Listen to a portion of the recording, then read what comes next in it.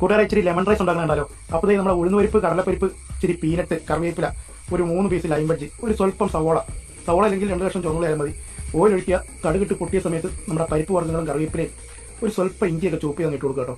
ഇതുപോലെ ഇട്ട് കൊടുത്തിട്ട് ഒന്ന് മൂത്ത് വരുന്ന സമയത്ത് ആ ഒരു ഇച്ചിരി സവോള, ഈ സവോളയ്ക്ക് പകരം ഒരു 2 ചുവന്നുള്ളി ആയാലും കുഴപ്പമില്ല. ഇതുപോലെ ഒന്ന് മൂത്ത് വാടി വരുന്ന സമയത്ത് ഒരു അല്പം മഞ്ഞൾപ്പൊടി ചേർക്കുക. നമ്മുടെ ഈ ലെമൺ റൈസ് എന്ന് വെച്ചാൽ നാരങ്ങയുടെ തൊലിയുടെ കളറായിരിക്കണം റൈസിന്.